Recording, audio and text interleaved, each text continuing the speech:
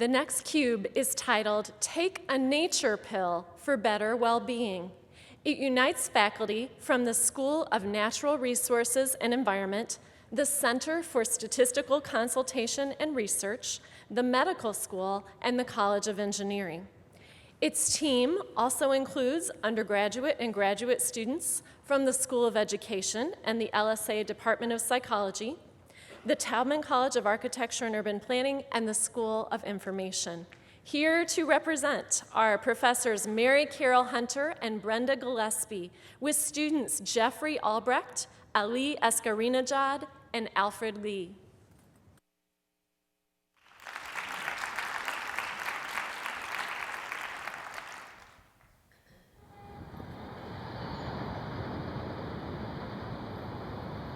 Sounds of the city. You know, we humans evolved in the wildlands, and now most of us live in the cities, where there's a lot less nature. Our urban life brings us demands, distractions, and more often than not, stress. Our technology, well, it pretty much keeps us inside for both work and play, and that's too bad, because being outside, as very many studies have shown, having the experience of nature makes us feel a lot better. So come on, let's go outside. Even looking at a picture of nature can help bring some of these good benefits.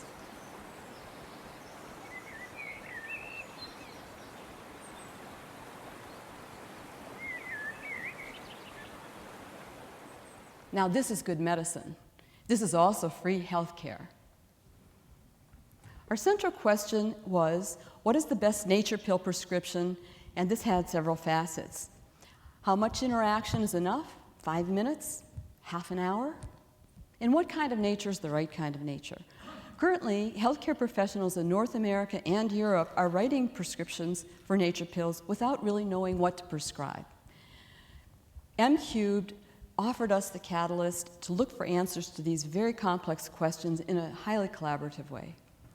The cube included me, a landscape architect, an ecologist, whose research is about how to design urban spaces for human well-being, my collaborators, Brenda Gillespie, an ACE statistician from CSCAR, and Sarah Warber, a family medicine physician from the School of Medicine. Both of them currently doing research on health and nature interactions.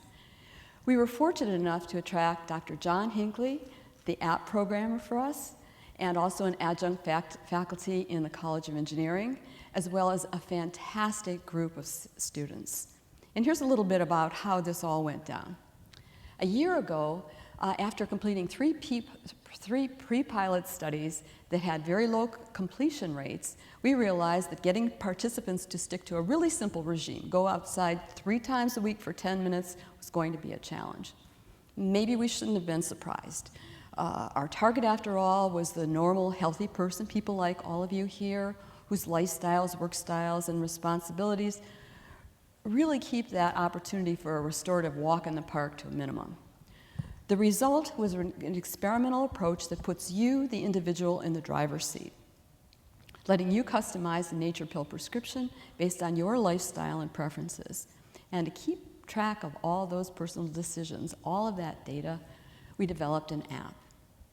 And the app asks 4 questions about well-being. Participants were able to answer both before and after their nature experience. We also wanted to know about nature quality. In other words, what form does nature take to offer the best form of restoration? To get at this, the app asked people to say where they went, but also to provide us with a photograph of a place that made them feel particularly good. Those photographs are now being used to figure out which aspects of physical space lead to restoration. Now, Ali from the Taubman School of Architecture will tell you about works that he and I did to develop a plan to evaluate nature quality based on our participants' photos. Ali? So, what is nature? Where do we go to experience it? We all have a hunch that it looks like this, but to know what forms this scene is not only important for us to choose our walking destination, but also for the people who want to provide these environments, like architects or urban planners. It turns out there are many questions to be answered in order to know what causes the restoration effect in our minds. So we looked at them, we answered these questions about what are the contents of the scene. Yes, there is a seating furniture in this scene, or there is a distinct perspective. We also looked at the scene that is like a two-dimensional canvas for a painter. So there is the area for vegetation types, man-made grounds, man-made objects, water, and of course sky. And for all of them, how much veiling is caused by the overlap of foliage. So we took our 470 photographs that our participants provided during their walks, and in these groups of 100, we analyzed them manually for the content, and using the program that we designed to get the data and the areas that we mentioned. But even after we know our nature pill, we still need to take it. And that's where Jeffrey, our psychology expert, helps us stay motivated. To help participants establish a regular green space practice, we targeted 3 motivational outcomes: commitment, identification, and empowerment. For commitment, we require participants to invest a significant amount of time and effort from the start. For example, they wrote short essays on topics such as why they think it's important for people to have regular exposure to nature. We then took poignant quotes from these essays and used them to promote identification by sending them as personalized reminders through the Nature Pill app when it was time for them to go out.